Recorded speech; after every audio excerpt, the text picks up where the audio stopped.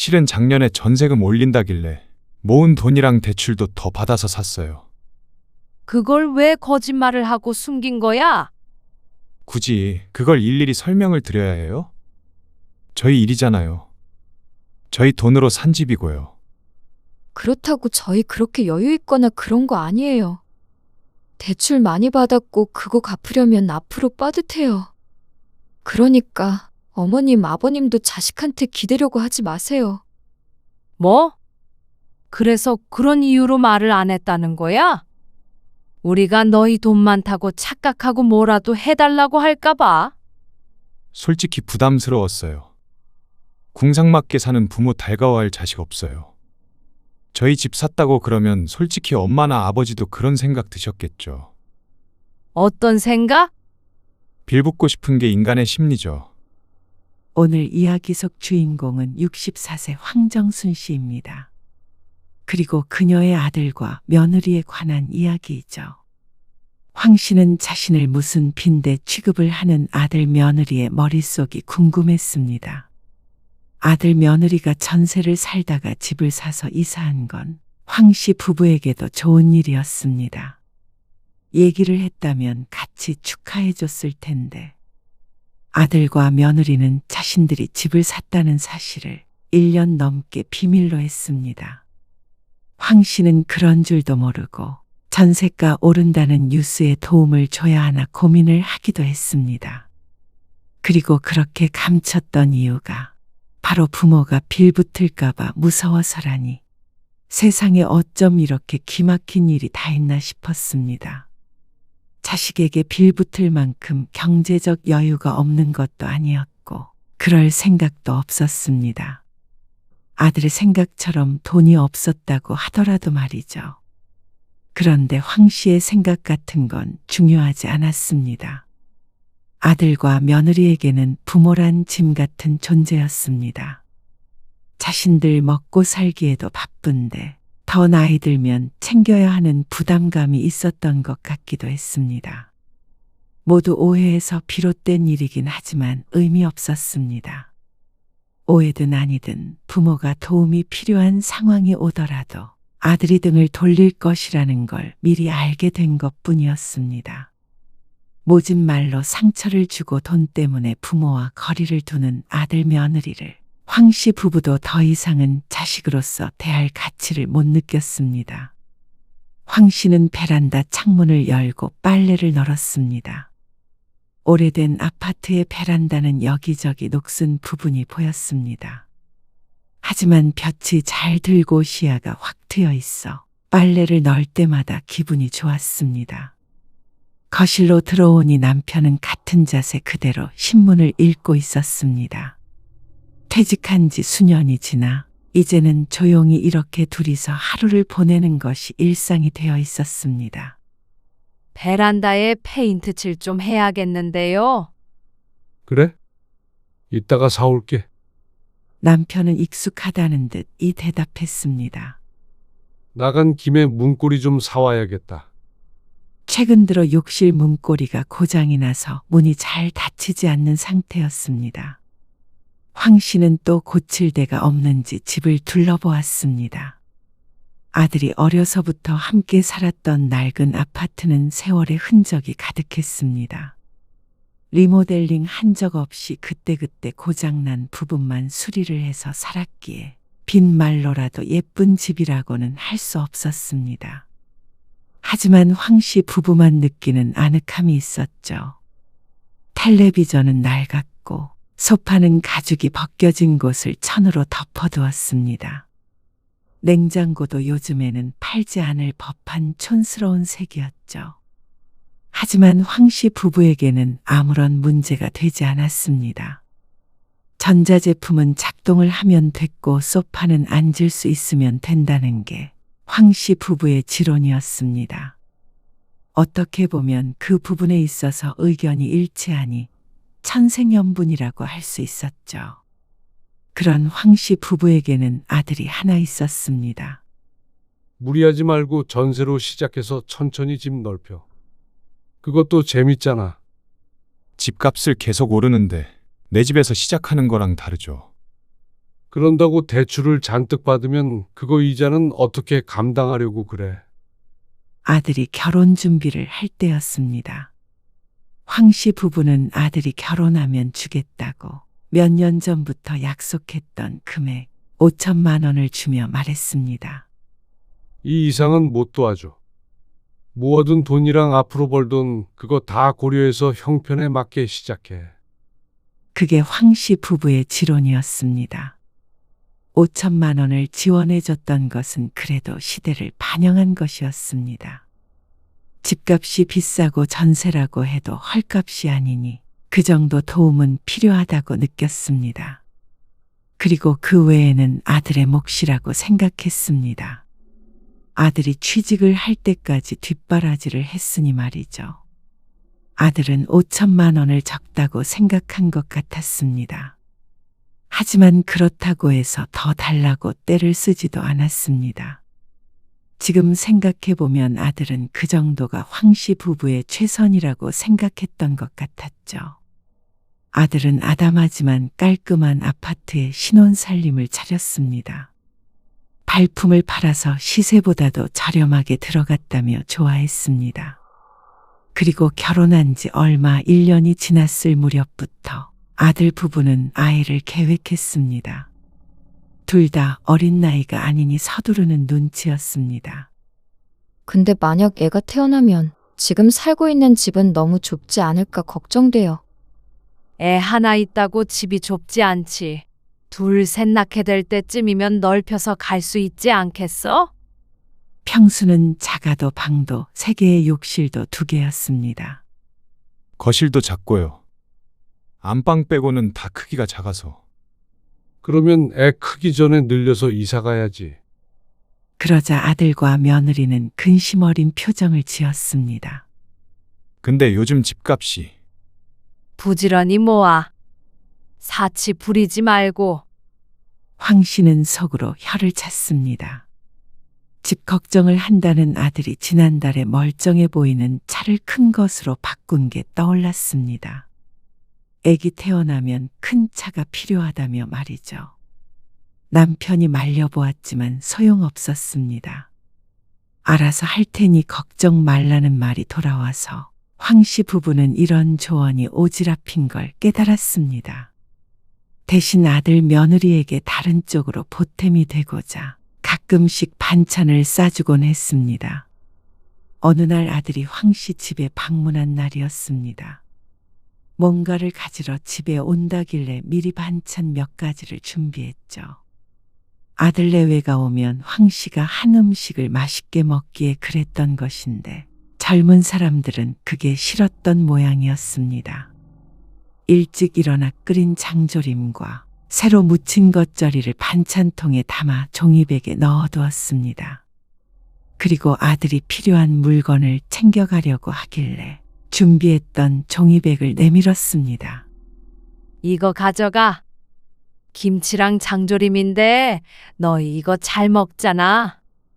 그런데 평소 같았으면 아무렇지 않게 챙겼을 아들의 표정이 미묘해졌습니다.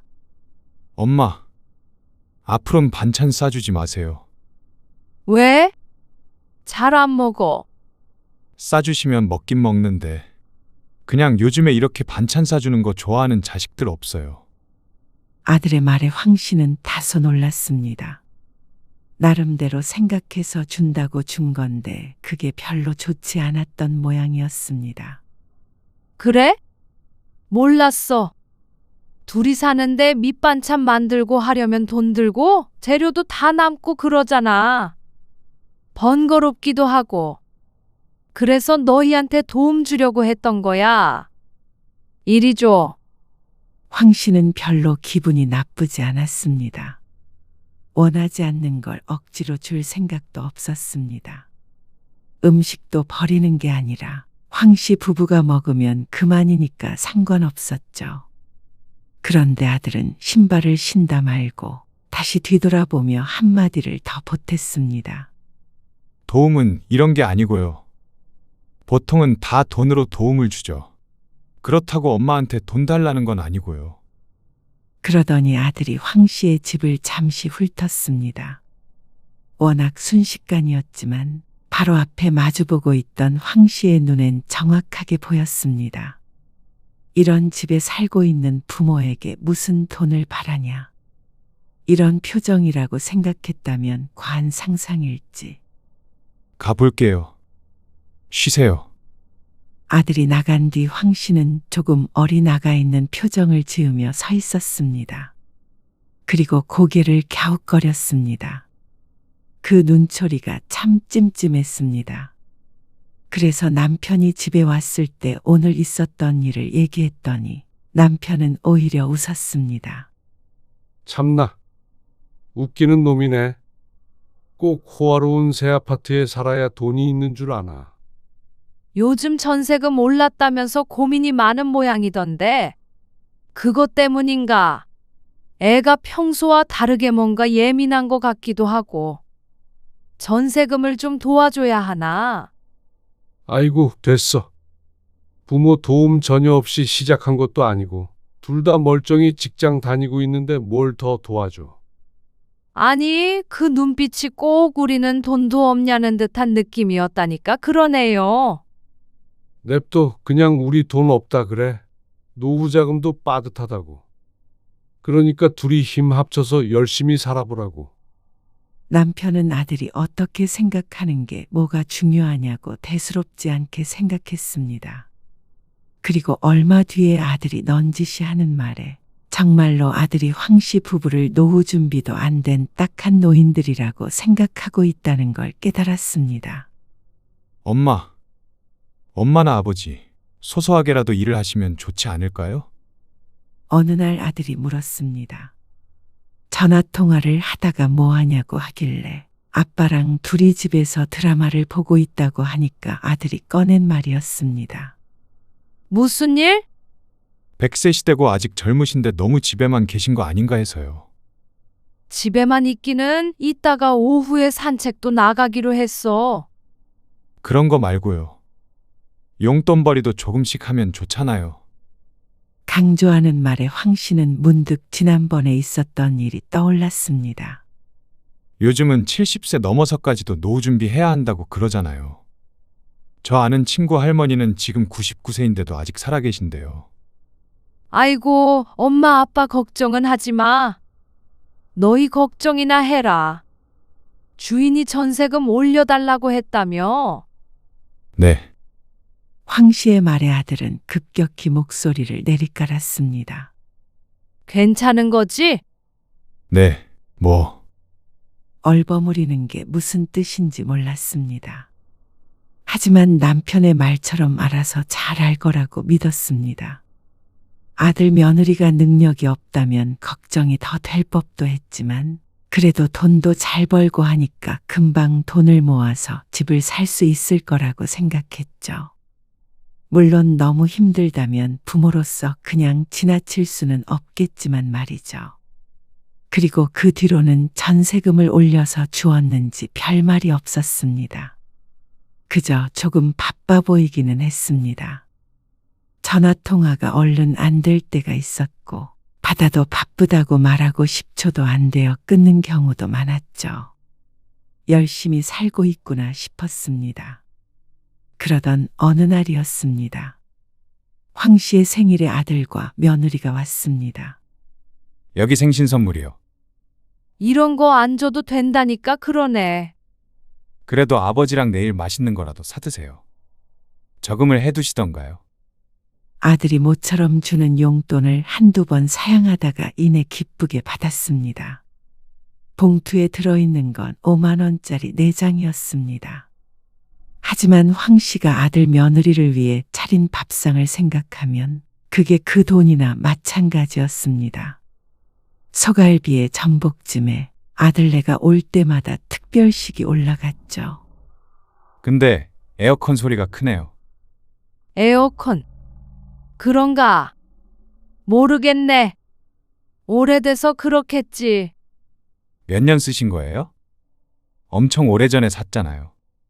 산 건 아니었지.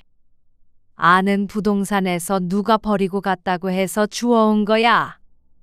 황 씨가 웃으며 대답하자 아들 내외의 표정이 이상했습니다. 그렇다고 못 쓰는 거 버린 게 아니고 이사 가면서 두고 갔다고 해서 가져온 거야. 가져올 때는 훨씬 좋은 거였어. 그게 몇 년 됐더라. 15년? 잘 모르겠네. 작동이 되는 게 신기하네요. 새로 하나 사세요. 뭘 사? 찬바람 멀쩡히 잘만 나오고 있구만. 그러자 아들이 질린 듯한 표정을 지었습니다. 고장나면 바꾸면 되지. 저렇게 보여도 고장 한 번 안 났어. 에어컨을 젊은 사람들처럼 24시간 트는 것도 아니었고 관리를 잘해서 그런가 정말 튼튼했습니다. 그래서 황 씨 부부 모두 굳이 에어컨을 바꿀 필요성을 못 느꼈습니다. 아들이 고개를 절레절레 흔들어도 신경 쓰지 않았습니다. 그리고 김장철이 되었을 때였습니다. 배추를 사려는데 혹시나 아들네가 먹을까 싶어서 며느리에게 전화를 걸어 물어보았습니다. 혹시나 안 먹겠다면 남편과 둘이 먹을 만큼만 담그면 되기 때문이었습니다. 김치요? 네, 한 통만요. 그래? 그러면 조금만 더 담글게. 네. 나중에 가지러 가면 돼요? 너희 요즘 바쁘다며? 아버지한테 가져다 주라고 할까? 황 씨의 물음에 며느리가 어쩐지 다급한 음색으로 대답했습니다. 아니에요. 저희가 직접 가지러 갈게요. 뭐 하러 그래? 그러자 전화가 아들에게 넘어갔습니다. 엄마, 절대 오지 마세요. 저희가 간다고 했어요. 그런데 목소리가 날카로웠습니다. 귀찮은데 가지러 오라고 한 것이 아니라 가져다 주겠다고 하는데도 말이죠. 혹시나 부모의 방문이 부담스러운가 싶었습니다. 너희 집에 들어가는 게 아니고 그 앞까지만 가져다 준다고. 내려와서 받아가라는 말이었어. 그러니까요. 저희가 갈게요. 굳이 오실 필요 없어요. 힘드시잖아요. 아들이 이번에는 다소 누그러진 어투로 말했습니다. 하지만 황 씨의 미간이 찡그러졌습니다. 알았어. 그렇게 해. 편한 대로. 전화를 끊었는데 기분이 묘했습니다. 황 씨가 자신들의 집에 가는 게 그렇게 손사래를 칠 일인가 싶었습니다. 마음이 좀 상했죠. 뭐래? 자기들이 가지러 온대요. 근데 왜 이렇게 예민하게 구는 건지 모르겠네. 절대 오지 말래. 절대? 참 놔도? 요즘 젊은 애들이 다 그런가 보지. 그리고 몇 달 뒤 설날이었습니다. 당일 아침에 함께 떡국을 먹고 아들이 휴대폰을 만지작거렸습니다. 초가에 가야 하지 않아? 차 막히겠다. 황 씨는 남편의 휴대폰을 들어 차가 막히는지 보려고 내비게이션을 켰습니다. 사돈네가 사는 대략적인 동네를 찍어봤는데 3시간이 걸린다고 떴습니다. 명절이라 평소보다 더 막혔죠. 아, 집에 들렀다가 가야 하는데. 집에 왜 들러? 설 선물 사놓은 걸 장모님 드릴 걸 차에 안 넣어놨더라고요. 정말? 얼른 가야겠다. 아들네 집과는 정반대 방향이었기에 시간이 오래 걸리겠구나 싶었습니다. 지금 우리 집에서 출발했을 때 얼마나 걸린다고 떠? 그렇게도 찍어볼 수 있나? 차 막혀? 며느리가 아들에게 묻자 아들이 무심코 대답했습니다. 잠깐만. 출발지를 우리 집으로 하고 지금 2시간 반 걸린다고 뜨네. 그 대답에 아내는 고개를 끄덕였는데 반면에 황 씨는 고개를 갸웃거렸습니다. 황 씨의 집에서 3시간이 걸리는데 아들의 집에서 2시간 반밖에 안 걸릴 리가 없었습니다. 위로 올라갔다가 내려가야 하는데 2시간 반 걸린다고. 내가 찍어봤을 땐 3시간 걸리는데 너희 집에선 사돈네가 더 멀잖아. 그런데 아들의 눈이 조금 커졌습니다. 황 씨가 쳐다보자 아들은 잠깐 침묵하더니 대답했습니다. 엄마 내비게이션 업데이트 안 하신 거 아니에요? 아, 그리고 장모님 댁 정확한 주소 찍으신 건 아닐 거 아니에요. 그렇긴 한데 그 정도로 차이가 나나? 이게 고장 났나? 오차가 있을 수도 있죠. 어떤 코스로 가느냐에 따라서도 다르고. 어쨌거나 차 막히는 것 같으니까 일어나 볼게요. 그래. 알았다. 아들의 표정이나 말투가 이상했지만 더 묻지 않았습니다. 아들이 깔아줘서 쓰고는 있지만 이런 휴대폰 앱 같은 건 아들이 더 잘 할 테니 말이죠. 그리고 그 일은 잊혀졌습니다. 그리고 시간이 흘렀죠. 감자 한 박스 보냈어. 감자요? 아이고, 잘 먹을게요. 요즘 감자 비싸던데. 맞아. 아, 그리고 재현이한테도 보냈다. 재현이한테도요? 황 씨의 아들에게도 감자를 보냈다는 신우이. 신우이는 시골에 살고 있는데 텃밭에 기른 작물들을 때 되면 이렇게 한 박스씩 보내주곤 했습니다. 주소는 어떻게 알고요? 왜 몰라? 작년에 옥수수 보내줬었잖아. 아, 맞다. 아이고, 감사해요. 우리한테만 보내주면 알아서 나눠 먹을 텐데. 많이 먹으면 좋지. 너무 많으면 주위에도 나눠주고 해. 잘 먹을게요. 어제 보냈는데 내가 전화하는 걸 깜빡해가지고 이제 말해주네. 아마 오늘 내일 도착할 거야. 황 씨는 웃으며 신우이와의 통화를 마쳤습니다. 그러고는 아들에게 전화를 걸었습니다. 재현아, 시골에 고모가 감자 보내셨다네? 아, 그래요? 나중에 좀 가지러 갈게요. 아니, 그게 아니고. 고모가 글쎄 너희 집에도 한 박스 보내셨대. 네? 아들이 당황한 기색으로 말했습니다. 저희 집으로 보냈다고요? 그래. 많으면 앞집에도 좀 나눠주고 그래. 아니, 왜 말도 없이 보내요? 그걸. 택배를 보냈다고 하니까 가지러 오겠다더니 자기 집으로 보냈다니까 갑자기 화를 냈습니다. 왜? 많이 먹으라고 한 박스씩 보내주셨대. 달라고 하지도 않았는데 왜 마음대로 보내냐고요. 마음대로 감자를 뺏어간 것도 아니고 준 것인데 이렇게까지 반응할 일인가 싶었습니다. 먹기 싫으면 말어. 왜 짜증을 내니? 택배 도착하면 아빠한테 가지러 가라고 할게. 황 씨도 기분이 상했습니다. 자신한테 화내는 것은 아니었지만 아들의 태도가 마음을 안 좋게 했습니다. 혹시나 버리지 마. 엄마 아빠가 먹으면 되니까. 너희 고모가 얼마나 정성껏 농사 짓는 줄 아니? 오지 마세요. 뭐만 하면 집으로 온다고 그러세요? 뭐?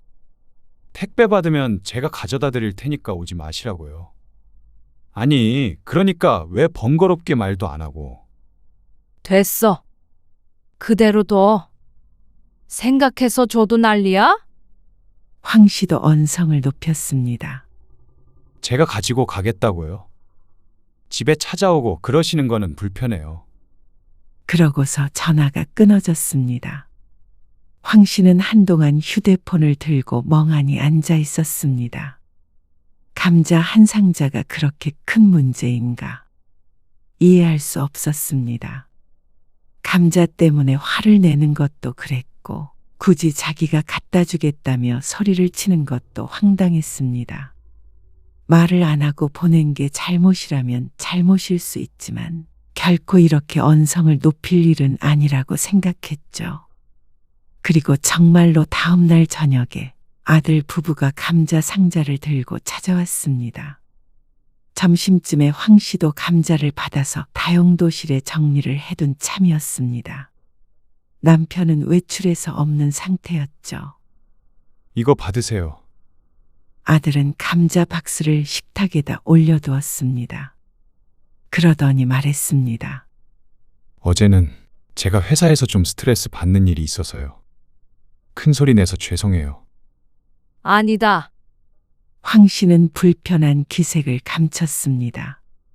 이렇게 먼저 사과를 하는데 계속 서운해하면 토라진 것처럼 밖에 안 보일 것 같았습니다. 밥은? 먹었어? 저녁 약속 있어요. 그런데 그때 아들이 식탁 위에 올려져 있던 종이를 들어 올렸습니다. 어제 목욕탕에 다녀왔다가 지인에게 받은 것이었습니다. 이게 뭐예요? 아들이 물었습니다. 황 씨는 아무렇지 않게 대답했습니다. 목욕탕에서 아는 사람이 주더라고. 요즘 실버타운이 그렇대. 실버타운 홍보 팜플렛이었습니다. 호텔처럼 호화스러워 보이는 시설이 그려져 있었습니다. 관심 있으신 거예요? 그냥 궁금해서 주길래 받았지. 근데 네 아빠도 좋다고 그러더라고. 엄마랑 아빠랑 나이 들면 그런 데 들어가 살아도 괜찮겠다 싶어서 구경 삼아 봤어. 그런데 옆에서 듣고 있던 며느리의 표정이 순식간에 굳었습니다. 황 씨는 눈치채지 못하고 계속 말했습니다. 식당도 있고 운동시설도 다 있더라. 의사도 있다고 하던데. 이런 데가 얼마나 비싼데요. 얼마인 줄이나 아세요? 아들이 한숨을 쉬며 입을 열었습니다. 비싼 건 들었지. 그래도 그만한 가치는 있지 않아? 여기 대기가 있어서 미리미리 신청해야 한다고 하더라. 비싼 이유가 있겠지. 아들의 얼굴이 찌푸려졌습니다. 분수에 맞게 살아야죠. 돈 없이 이런 데 들어갈 생각하면 그건 사람들 욕심이고요. 사람들이라는 표현은 썼지만 어감이 이상했습니다. 꼭 황 씨에게 하는 말 같았습니다. 고급 실버타운이요? 어머님, 이런 건 자식들의 의사나 변호사. 그 정도는 돼야 보내드리죠. 어머님, 아버님 이런 데 가시면 저희는 어느 세월에 집 사서 이사해요? 남들은 오히려 부모님 도움받아서 다들 내 집으로 신혼 시작하는데. 황 씨는 당황스러웠습니다. 그리고 또 황당했습니다. 실버타운 들어가도 괜찮겠다는 한마디에 이런 반응이 돌아올 줄은 몰랐습니다. 돈을 달라고 한 것도 아닌데 말이죠. 그런데 그런 오해를 했다고 하더라도 아들과 며느리의 말이 참 기분 나빴습니다. 욕심 부리지 말고 분수에 맞게 살아라 라던지, 남들은 부모가 집을 사준다더라 라던지, 분명한 건 둘 다 황 씨를 비난하고 있다는 것이었습니다. 누가 여기 보내달라고 그랬어? 저희 보라고 두신 거 아니에요? 결국 자식이 보내드려야 하잖아요. 황 씨는 어이가 없어 웃음이 나왔습니다. 누가 돈 내달래?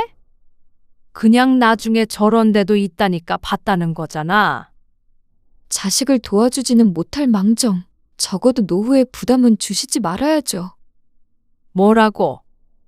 취직할 때까지 교육시키고 뒷바라지하고 결혼할 때 줬던 5천만 원은 돈도 아닌 모양이었습니다. 이러니까 요즘 자식들이 부모 싫어하고 피하는 거예요. 돈은 없는데 나이 들었다는 핑계로 일 안 하고 자식들이 열심히 일해서 번 돈으로 편히 살려고 하잖아요. 며느리의 말이 결정타였습니다.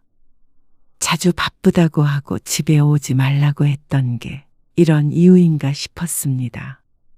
보아하니 가진 재산도 많지 않은 것 같고 자신들에게 도움도 딱히 안 되니까 나중에 발목 잡히지 않으려면 지금부터 거리를 둬야겠구나. 이게 아들과 며느리의 머릿속에 들어있는 생각 같았습니다.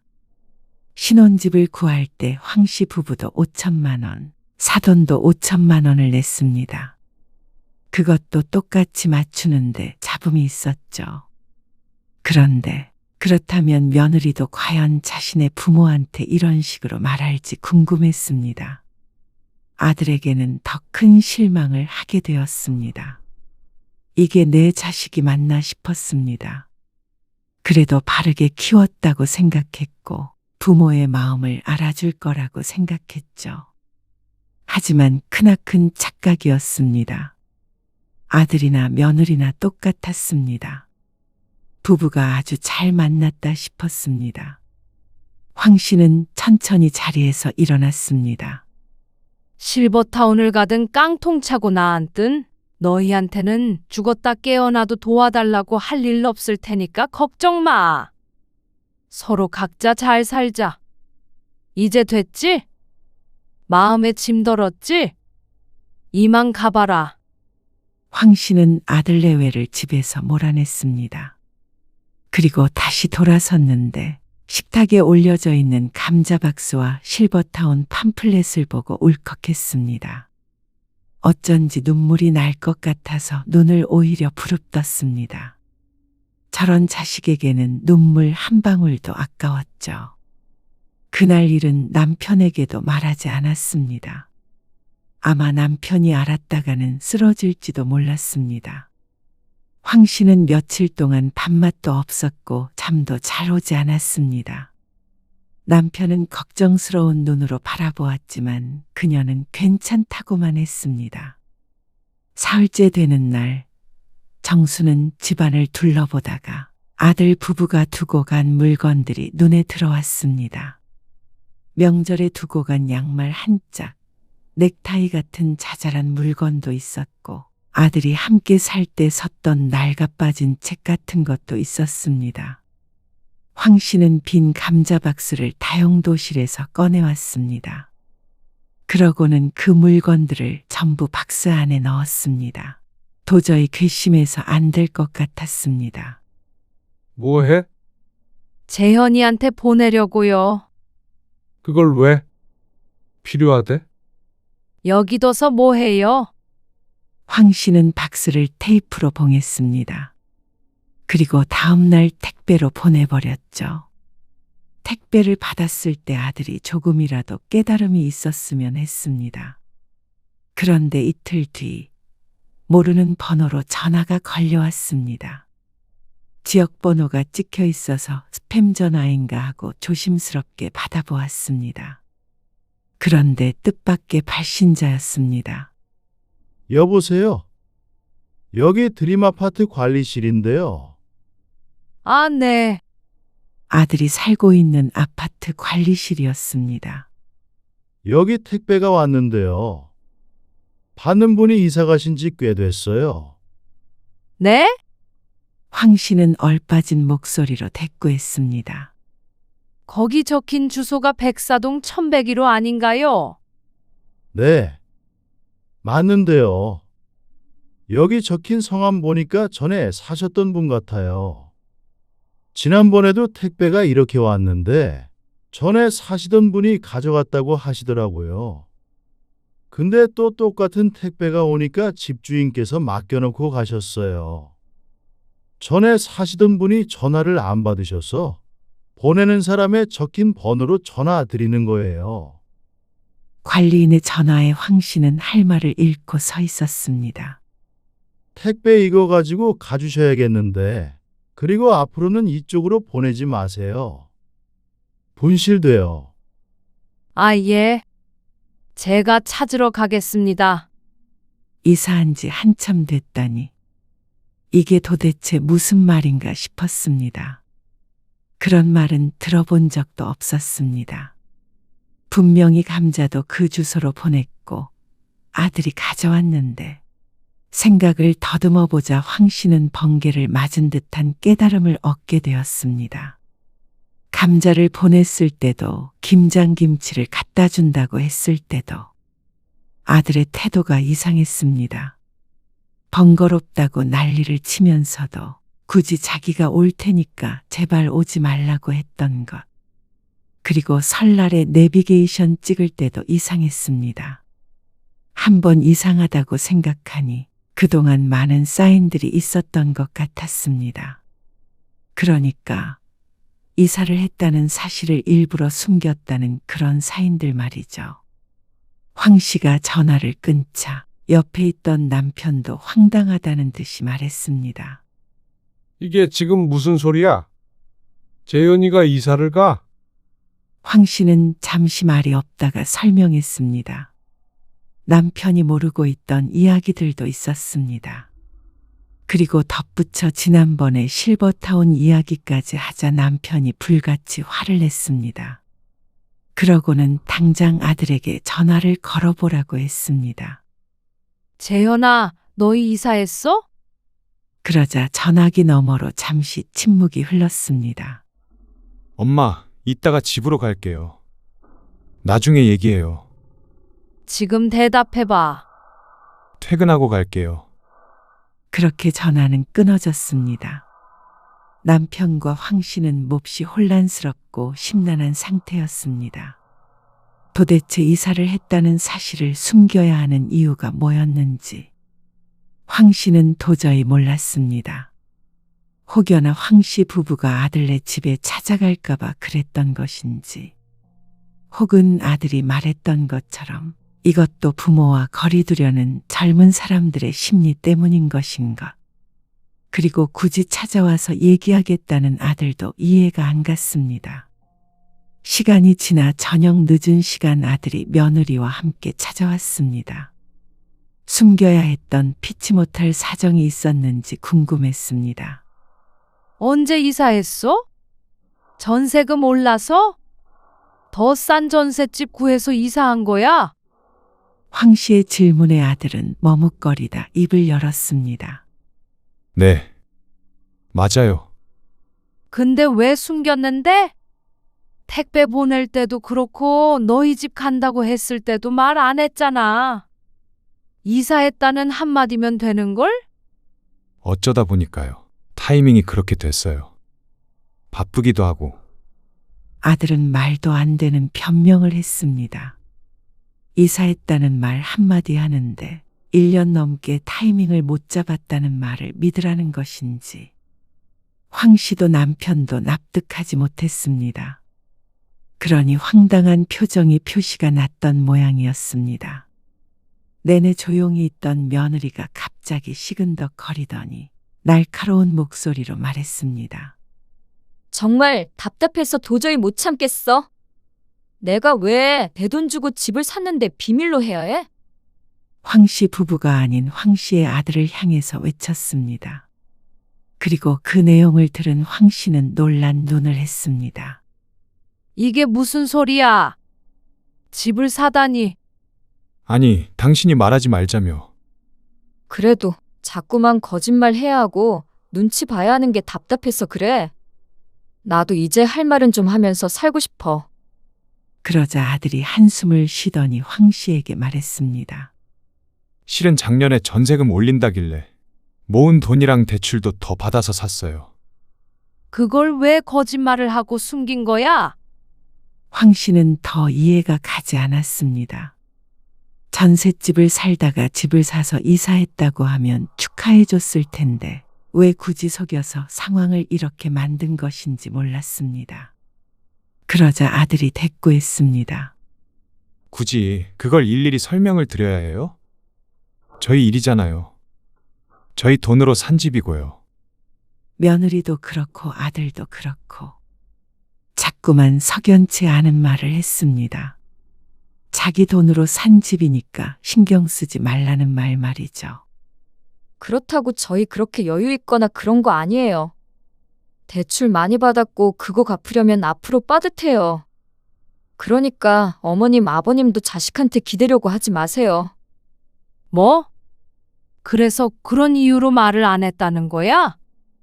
우리가 너희 돈 많다고 착각하고 뭐라도 해달라고 할까봐?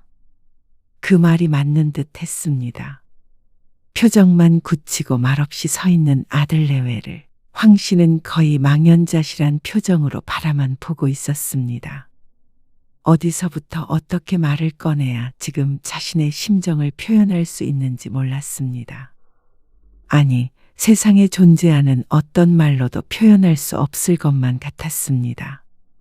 그리고 그건 남편도 마찬가지인 듯 했습니다.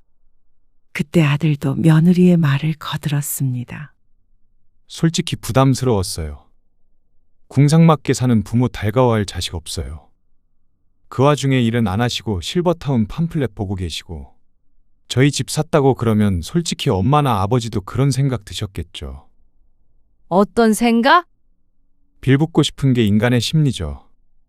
아들의 입에서 빌붙는다는 단어가 나온 게 충격적이었습니다. 거보세요. 지금 이렇게 저희 추궁하고 계시잖아요. 황 씨도 남편도 전혀 그런 게 아니었습니다. 황 씨가 궁금한 건 왜 집을 샀다는 사실을 숨겼느냐였습니다. 집을 산 게 괘씸한 게 아니고 말이죠. 그럴 리가 없었습니다. 둘의 힘으로 집을 넓혀가라고 했던 게 황 씨 부부였습니다. 너무나도 기뻤을 것이었습니다. 아들이 황 씨 부부가 돈이 없다고 생각하고 그런 결론에 이르렀는지는 모르겠지만 그게 오해였다고 하더라도 아들 며느리의 말은 용서가 되지 않았습니다. 만약에 정말 황 씨 부부가 돈이 없었다면 이렇게 자식에게 버려지겠구나 싶었습니다. 천만다행이었습니다. 아들이 잘못 알고 있다는 게 말이죠. 그래. 그러니까 돈 없는 부모는 자식에게 기대지 말고 분수대로 살아야 한다는 거네. 돈 필요하면 스스로 일을 하고 말이야. 그러자 아들 며느리가 말이 없었습니다. 그래. 너희한테 빈대 붙을 일 없으니까 걱정 붙들어 매. 그놈의 걱정하지 말란 소리 말로만 그러지 마시고요. 좀 현실적으로 사세요. 저희도 아이 생기고 그러면 엄마 아빠 챙겨드릴 여력 없어요. 저도 제 가족이 우선이잖아요. 젊었을 때 뭐 하신 거예요? 남편이 아들의 말에 자리에서 조용히 일어났습니다. 그러더니 안방으로 들어갔죠. 달그락 거리는 소리가 잠시 들리고 남편이 방에서 나왔습니다. 손에는 웬 서류 뭉치가 들려 있었습니다. 남편이 그걸 아들의 발치에 탁 소리가 나게끔 던졌습니다. 그거 안에 봐라. 이게 뭔데요? 열어서 봐. 아들이 짜증스런 표정으로 서류 봉투를 열어보았습니다. 복잡해 보이는 서류의 미간을 찌푸리며 한참 글을 읽어내려가던 아들의 표정이 일그러지기 시작했습니다. 믿기지 않는다는 듯 뒷장을 넘겼다가 다시 앞장으로 왔다가 꽤나 두꺼워 보이는 서류들을 훑었습니다. 이게 뭐예요? 전부 엄마 아빠 재산이에요? 아들의 말에 의아한 표정을 짓고 있던 며느리가 종이를 휙 가져갔습니다. 그리고 며느리의 반응도 같았습니다. 지난번에 세금 정리할 게 있어서 받아놨던 서류들인데 부동산도 있고 예금도 있고 연금도 충분해. 너희 도움 없어도 평생 먹고 살 수 있다고. 그럼 왜 여태 숨기신 거예요? 왜 이렇게 사셨는데요? 숨기긴 뭘 숨겨. 우리가 우리 재산 목록까지 자식한테 일일이 알려주고 살아야 해. 그리고 이렇게 사는 게 뭔데? 우리는 전혀 불편함 없이 잘 먹고 잘 살고 있다. 저 결혼할 때는 5천만 원만 주셨잖아요. 너는 5천이 적은 돈이야? 살아보니까 적든? 그러자 아들이 꿀먹은 벙어리가 됐습니다. 5천을 모으려면 어떤 사람은 10년이 걸리기도 했습니다. 부모에게 공짜로 받은 5천은 결코 적다고 생각되지 않았습니다. 그리고 내가 너한테 5천만 준 거야. 너 그만큼 키워준 건? 공부시켜준 건? 그건 다 공짜냐? 아들은 좋은 직장에 다녔습니다. 아들이 열심히 하기도 했지만 부모의 도움 없이는 그렇게 편하게 공부만 하지는 못했을 것이었습니다. 언제 이렇게? 언제라니? 그냥 한 푼 두 푼 아끼면서 평생 모았다. 오래된 에어컨 써가면서. 그래서 부동산도 투자했고 적금도 들었고. 그게 너랑 무슨 상관이야? 설마 부모에게 빌붙고 살려고 그런 거냐? 남편의 말에 아들은 어버버거리며 말을 잇지 못했습니다. 너희가 너희 돈으로 집을 사든 이민을 가든 우리는 상관없어. 자식한테 기대지 않고 살려고 열심히 살았고 너희한테 도움 청한 적 한 번도 없고 너희가 우리한테 준 게 뭔데? 생일에 줬던 용돈? 여태까지 줬던 거 전부 쳐도 몇십만 원 되지도 않는다. 오히려 걱정해야 할 사람은 우리 아니니? 황 씨의 말에 며느리도 무언가 크게 잘못됐다고 생각한 것 같았습니다. 그런 뜻이 아니고요. 저희는 그런 이유로 숨겼던 게 아니에요. 돌변한 태도의 황 씨는 냉소했습니다. 왜 이제 생각이 바뀌냐? 네 아버지가 알뜰하게 모아서 조금 쓰고 살다 죽으면 다 외아들 주자고 했는데 그건 이제 안 되겠다. 이제 다 필요 없지. 열심히 써야겠다. 이제부턴 네 말처럼 궁상 떨지 말고 말년에 매일 호텔에서 사는 한이 있어도 다 쓰고 죽을 테니까 행여나 기대는 하지 말아라. 그리고 앞으로는 이렇게 찾아오지도 말아라. 돈 없으면 빌붙고 싶어지는 게 인간의 심리라며. 나도 그런 자식은 사양이야. 아들과 며느리의 얼굴이 흑빛이 되었습니다. 황 씨는 서류를 다시 봉투 안에 넣으며 말했습니다. 이만 가봐라. 엄마, 그런 거 아니에요. 뭐가 아닌데.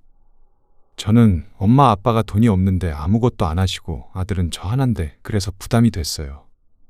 그래서 그런 거지 기분 상하게 할 의도는 전혀 아니었어요. 제 입장도 생각해 주세요. 황 씨는 한숨을 쉬며 대꾸했습니다. 그렇다고 하더라도 말이야. 나이 들고 돈 없는 부모가 자식한테 좀 기대면 안 되는 거냐?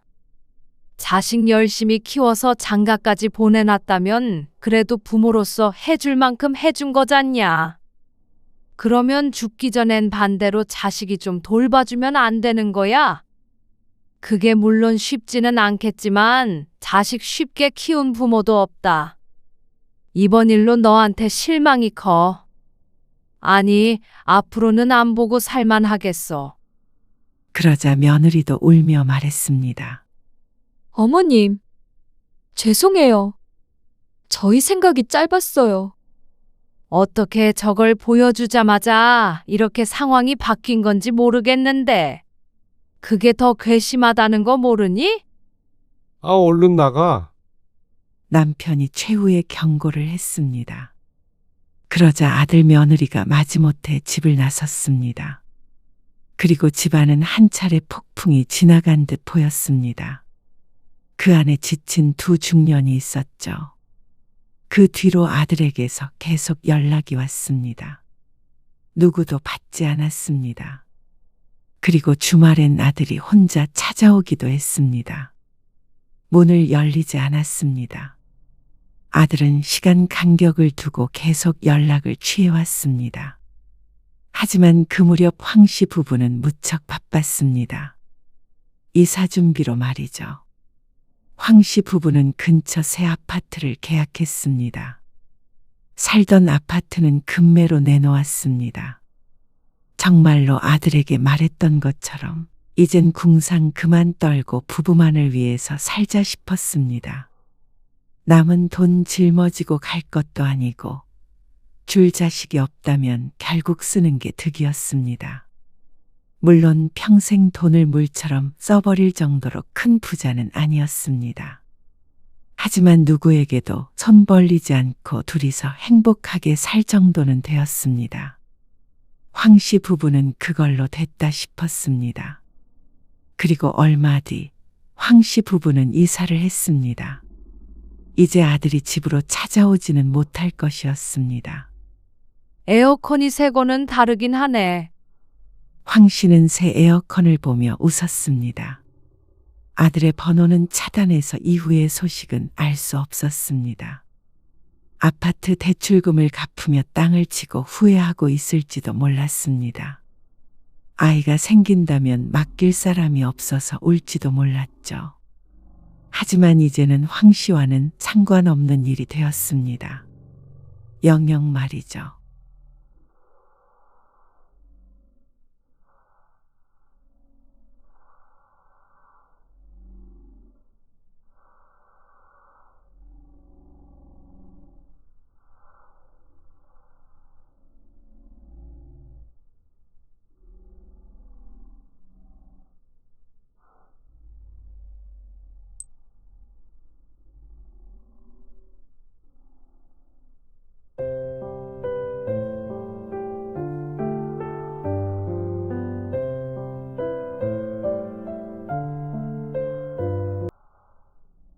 남편? 사랑은 무슨, 남편은 노후 대비로 데리고 사는 거지. 앞으로 20년은 더 굴러야지. 돈 못 벌면 나이 들고 할 줄 아는 거 없는 남자 뭐하러 데리고 사니?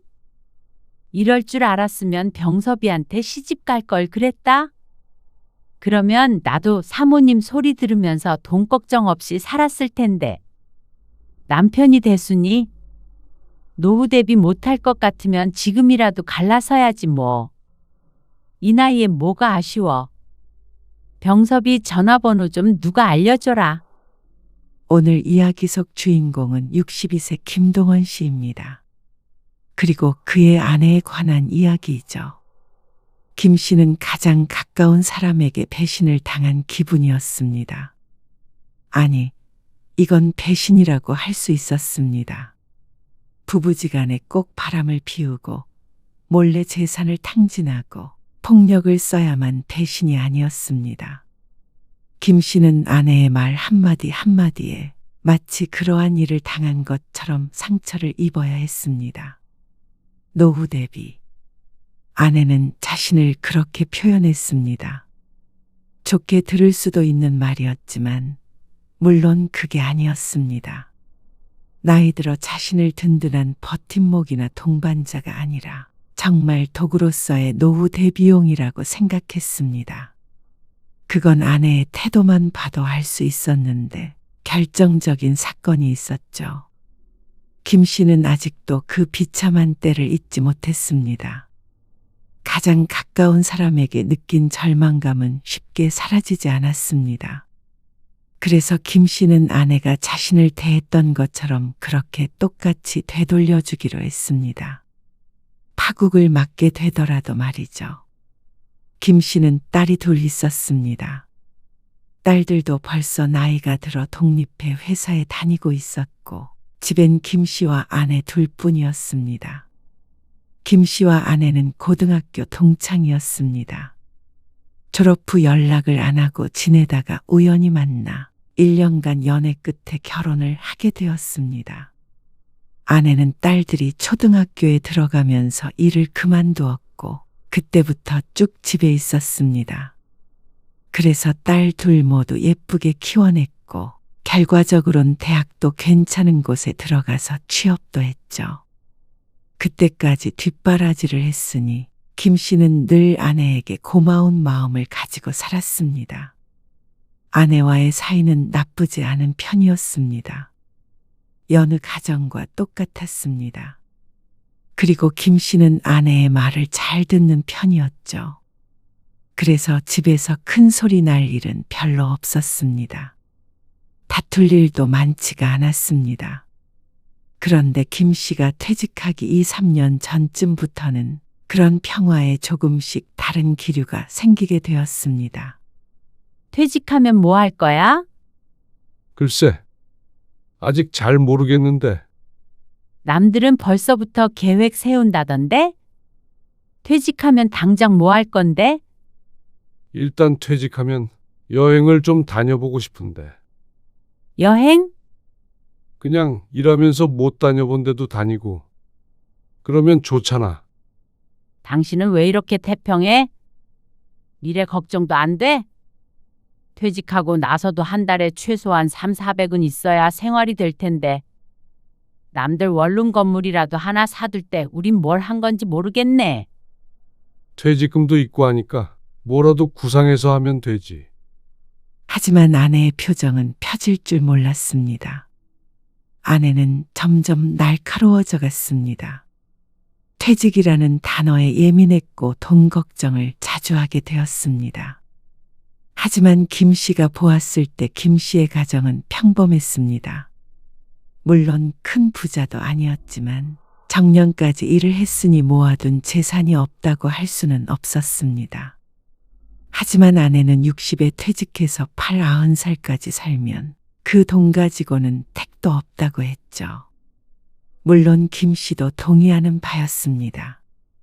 60살에 일을 그만두고 평생 쉴 수 있는 사람이 과연 대한민국에 몇이나 될까요? 그래서 김 씨도 퇴직한 뒤에도 일을 할 생각이었습니다. 아내가 걱정하지 않아도 말이죠. 그런데도 아내는 늘 불만이었습니다. 당신은 남들 다 주식할 때 뭐 한 거야? 그런 거라도 해서 재산을 불려놨어야지. 남자가 배포가 없어서 말이야. 그러니까 나이 들어도 고만고만하게 사는 거잖아. 전기세 걱정하면서 상철이 주식으로 돈 많이 벌었다고 하지 않았어? 동창의 이름을 거론하며 푸념하는 아내. 상철이 지금 얼마나 힘든데 그래. 주식으로 빚까지 생겨서 집도 판 거 못 들었어? 그러자 아내가 할 말이 없었는지 인상만 쓰고 말았지만 김 씨도 씁쓸했습니다. 노후 걱정을 해야 하는 게 전부 김 씨가 돈을 덜 번 타신 것처럼 말하는데 어느 남자가 기분이 좋을까요? 그리고 그건 당연하게도 김 씨의 퇴직 후까지 이어졌습니다. 퇴직 직후 김 씨는 계획했던 여행을 하려고 마음먹었습니다. 마음 같아서는 해외여행을 한번 다녀오고 싶었지만 국내 여행도 나쁘지 않겠다 싶었습니다.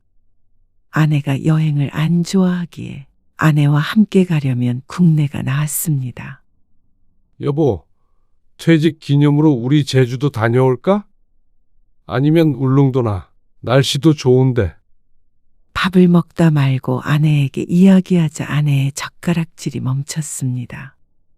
어느 부분에서 심기가 불편해진지는 모르겠지만 젓가락을 식탁 위로 탁 소리가 나게 내려놓았습니다. 지금이 한가하게 여행 갈 때야? 김 씨는 당황스러웠습니다. 퇴직한 지 며칠 되지 않았는데 그러면 도대체 언제 여행을 해야 한다는 말인지 몰랐죠. 그러자 아내가 한숨을 쉬며 말했습니다. 취직 안 해? 노후 준비 안 하냐고. 신경질적인 어투에 김 씨는 다소 놀랐습니다. 말만 들어보면 김 씨가 퇴직하고 1, 2년은 쉰 것 같았으니 말이죠. 할 거야. 근데 좀 쉬다가 하려고 그러지. 쉰다고? 당신 나이가 몇인데 쉰다는 소리를 해. 하루라도 빨리 뭔가를 해야지. 나이가 몇이라는 말에 저희를 파악할 수 없었습니다. 나이가 많으니 취업이 힘드니까 빨리 일자리를 알아보라는 것인지 아니면 젊으니까 놀지 말고 일해야 하는 때라는 것인지. 하지만 어떤 뜻이건 간에 김 씨가 여행 간다고 했던 게 마음에 안 드는 것은 확실했습니다. 초조해 보이는 아내의 표정에 김 씨는 전의를 상실했습니다. 부부가 함께 돈을 안 벌고 있으니까 불안한 모양이었습니다. 김 씨도 물론 곧 일자리를 알아보려고 했습니다. 그래서 퇴직 전에 유용하다는 자격증도 몇 개 따두었습니다. 대단한 건 아니었지만 그래도 언젠가는 도움이 되겠거니 싶어서 말이죠. 그래. 알았어. 알아볼 테니까 너무 그러지 말어. 그러고는 당분간 여행 계획은 접기로 했습니다. 여행을 하더라도 앞으로의 방향이 조금 정해진 후에 해야 그래도 아내가 안심할 테니 말이죠. 하지만 퇴직 후에 직장을 구한다는 것은 생각보다 쉽지 않았습니다. 쉬울 거라고 생각한 적은 없었지만 말이죠. 왜 아무 소식이 없어? 여기저기 이력서 넣었다며? 그게 힘드네? 온라인으로 구직 활동을 했는데 결과는 참담했습니다. 조건이 괜찮은 곳으로 지원을 하긴 했지만 이렇게까지 반응이 없을 줄은 몰랐습니다. 나의 조건에 맞는 곳들만 했음에도 불구하고 그게 걸림돌이 되었습니다. 그래도 자격증 몇 가지가 있으면 월급은 적어도 안정적인 직장을 다닐 수 있을 거라고 생각한 것이 착각이었습니다. 회사 밖은 혹독했습니다. 그러니까 다들 퇴직금으로 카페를 차리고 사업을 하겠죠. 퇴직 후 집안에 머무는 시간이 늘어나자 아내와의 사이는 전보다 멀어지는 듯 했습니다. 사소한 일로도 다툼이 잦아졌습니다. 아니, 아내의 불평이 늘어갔습니다. 당신, 내가 리모컨 아무데나 두지 말라고 했잖아. 실수로 소파 사이에 리모컨이 들어갔던 모양이었습니다. 리모컨을 찾던 아내가 짜증을 냈습니다. 틈이 있어서 종종 들어가곤 했는데 그게 이렇게까지 짜증을 낼 일인가 싶었습니다. 어쩔 때는 아내의 구박에 김 씨도 참지 못하고 언성을 높이기도 했습니다. 하루 종일 집에 있으니까 온 방에 불은 다 켜야 되는데 그러면 전기세는 어떻게 감당해? 작은 방에 불 켜놓고 있는 건데 얼마나 든다고 그래. 전기세가. 이렇게 현실 감각이 없으니까 한숨을 쉬며 하는 소리에 김 씨도 빈정이 상할 수밖에 없었습니다. 전기세 아깝다는 말은 김 씨도 동의를 했지만 이런 게 정말 아끼려고 하는 말인지 아니면 꼬투리를 잡는 건지 몰랐습니다.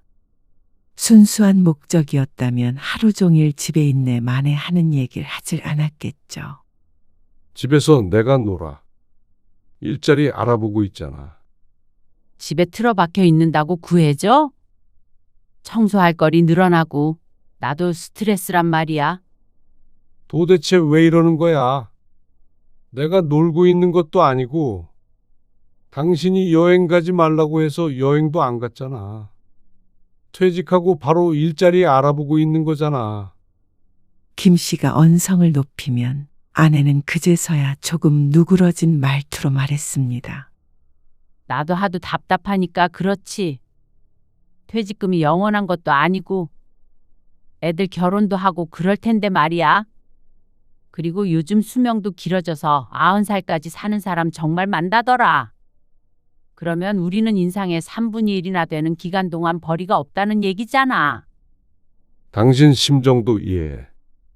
그래서 노력하고 있잖아. 그러니까 조금만 기다려. 조건이 괜찮은 곳을 고르려고 하니까 늦어지는 거야. 눈을 조금 낮춰볼게. 그제서야 아내가 물러났습니다. 김 씨는 딸들이 취업 준비를 할 때 얼마나 스트레스를 받았을지 최근 들어서 느끼게 되었습니다. 김 씨는 새벽마다 잠에서 깼습니다. 퇴직 후에 1년 정도는 쉬면서 여행도 하다가 천천히 일을 구해볼 생각이었는데 아내가 재촉하니까 김 씨도 뭔가에 쫓기는 기분이 들었습니다. 그럴 때마다 벌떡 일어나서 컴퓨터를 켰습니다. 구직 사이트를 뒤지고 검색창에 60대 일자리를 수시로 입력했습니다. 그럴 때마다 현실이 뼈아프게 다가왔습니다. 경비나 주차관리, 요양보호사, 보호센터 운전기사, 장례지도사 등이 가장 많았는데 그 중에서 김 씨가 할 수 있을 만한 건 몇 개 되지 않았습니다. 일반 기업에서 김 씨가 할 수 있는 일은 없었습니다. 나이 제한이 없는 곳에 이력서를 넣었지만 죄다 탈락하니 이제는 이런 쪽으로 눈을 돌릴 수밖에 없었죠. 하지만 요양보호사 자격증이나 장례지도사 자격이 있는 것도 아니었고 잘할 자신도 없었습니다. 그렇다면 경비나 원전기사 등이 있는데 아직까지는 그래도 좀 더 책상 앞에서 일하고 싶은 마음이었습니다. 경비원이라도 해봐. 김 씨의 말에 아내는 잠시 말이 없었습니다. 그러다가 대꾸했습니다. 그러면 일단 그거라도 하다가 좋은 자리 나오면 들어가. 그게 낫지 않아? 그래서 김 씨는 아내가 하자는 대로 했습니다. 그래서 그때부터는 경비원 자리를 알아보기 시작했습니다. 그런데 몇 군데 지원을 하고 보니 김 씨는 깜짝 놀랐습니다. 채용이 전혀 되지 않았습니다. 그래서 고용센터에도 찾아갔지만 이런 말을 듣게 됐습니다. 요즘엔 경비직도 경쟁이 치열해요. 젊은 사람들도 지원을 하다 보니까요. 그러면 어떻게 해야 경비원이 될 수 있는 거죠? 자격증 같은 게 필요한가요? 그런 건 아니고요. 관련 교육을 이수하시면 좀 더 도움이 될 거예요. 직원은 팸플릿 몇 장을 건네며 형식적으로 설명했습니다. 김 씨는 고개를 끄덕였지만 마음속으로는 자괴감이 밀려왔습니다. 30년 넘게 나름 대기업에서 일했지만 이제는 참 가치 없는 사람처럼 느껴졌습니다. 그리고 김씨만큼 실망한 사람이 아내였습니다. 아니, 경비는 안 한다더니 경비도 못하면 어떡해? 김씨 스스로 마음속으로 했던 말이었지만 아내의 입으로 들으니 상처가 되었습니다. 그리고 또 며칠이 지났을 때 아내는 다른 제안을 했습니다. 5층 아저씨, 택시 운전하던데. 나이는 한 70은 됐을걸? 그런 건 어때? 택시는 초기 자금이 많이 들던데 1억 이상 드는 걸로 알고 있어. 그러자 아내는 김샜다는 표정을 지었습니다. 그러고 조금 풀이 죽어 보였습니다. 그러자 김씨는 미안한 마음이 들었습니다. 걱정 마. 내가 뭐 당신 굶길까 봐서 그래?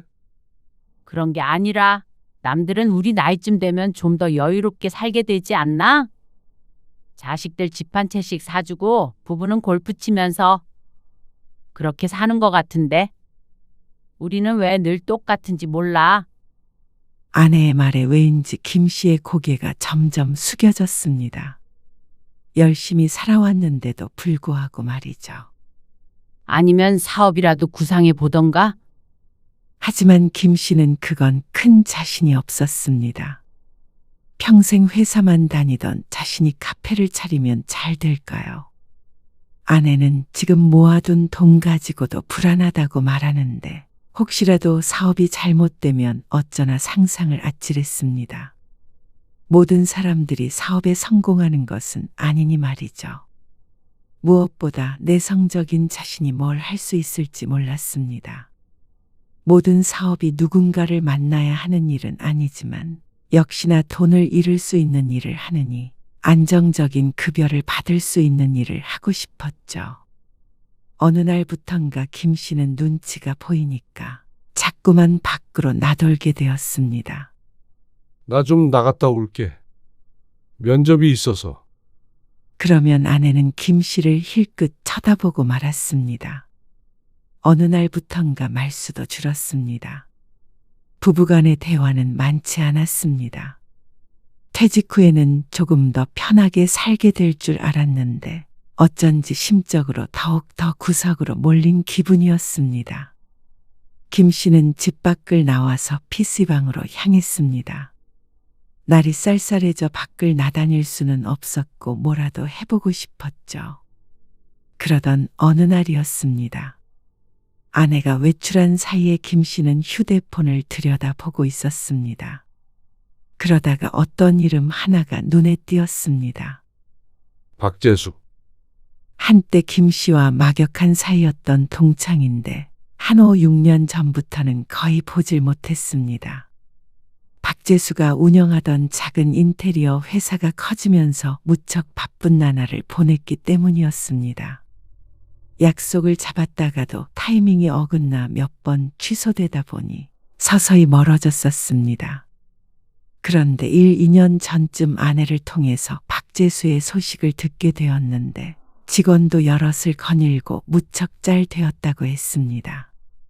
김 씨와는 다르게 종종 동창회에 나가는 아내는 그런 소식에 밝았죠. 그러려니 하고 있고 있었는데 박재수의 이름을 보자 문득 아내의 말이 떠올랐습니다. 김 씨는 친구의 이름을 한참 동안 쳐다보았습니다. 손가락을 가져갔다 물렸다 하며 무언가 망설이는 듯 했죠.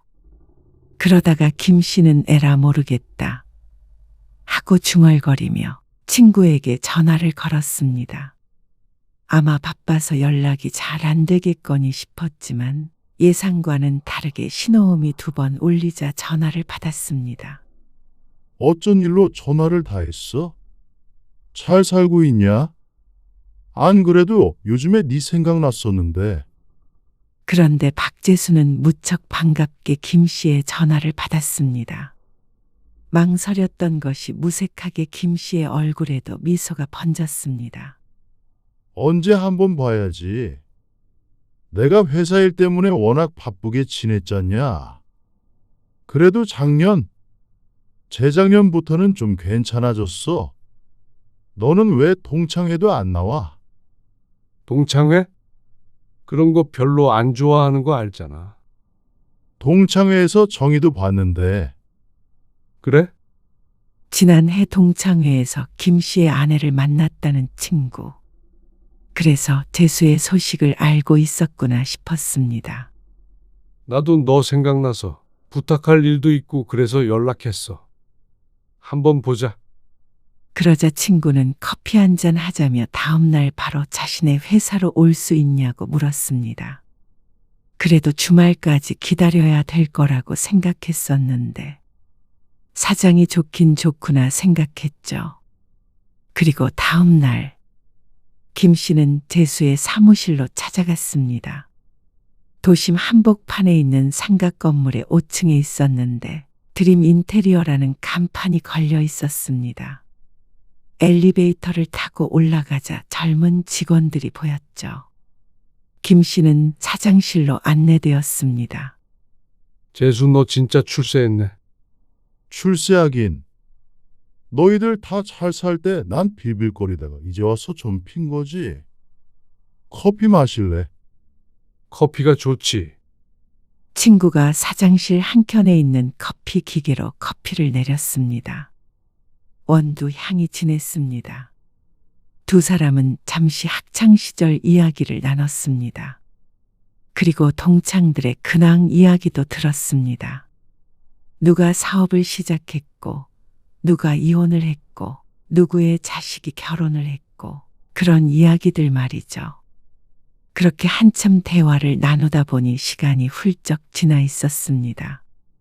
역시나 어릴 때 친구가 좋았습니다. 그런데 계속 이런 얘기만 나누고 있을 수는 없었습니다. 친구가 보고 싶기도 했지만 사실 다른 용건이 있었죠. 김 씨는 조심스럽게 본론을 꺼냈습니다. 사실은 부탁할 게 있어서 왔어. 그래, 전화로도 그랬지. 부탁이 있다고. 뭔데 그래? 일 때문에 말이야. 내가 얼마 전에 퇴직을 했거든. 잘 놀고 있어? 친구는 짓궂게 웃으며 물었습니다. 뭐 놀기는 일자리 구하느라 바빠. 벌써? 그래서 혹시 일손이 부족하면 나도 좀 도와줄 수 있을까 해서 내가 염치불구하고 이렇게 왔다. 김 씨의 말에 재수는 당황한 표정을 지었습니다. 잠시 이어지는 침묵에 김 씨는 커피잔을 만지작거렸습니다. 어쩐지 귀가 뜨거운 것 같았습니다. 이 일이 생각보다 힘들거든. 사무실에서 일하는 직원들은 거의 관련 전공자들이고. 그렇다고 네가 이 나이에 현장에서 하는 일을 배울 수도 없잖아. 아, 역시 그렇지? 애둘러 거절하는 말에 김 씨는 황급히 말을 물렀습니다. 혹시나 해서 물어본 거야. 너 잘 됐다고 그러니까? 나도 사업 수완이 있으면 뭐라도 해보겠는데 이 나이에 취직하는 것도 만만한 일도 아니고 말이야. 알지. 어쩐지 친구의 눈빛이 변한 것 같았습니다. 차라리 염치 없는 부탁을 한 친구에 대한 적대감이었다면 김 씨의 마음이 편했을 텐데 연민 혹은 안타까움과 같은 감정이었습니다. 그것이 어쩐지 더 비참하게 느껴졌습니다. 친구끼리 가볍게 장난처럼 물을 수 있었던 말을 자신이 너무 진지하게 했던 것 같았습니다.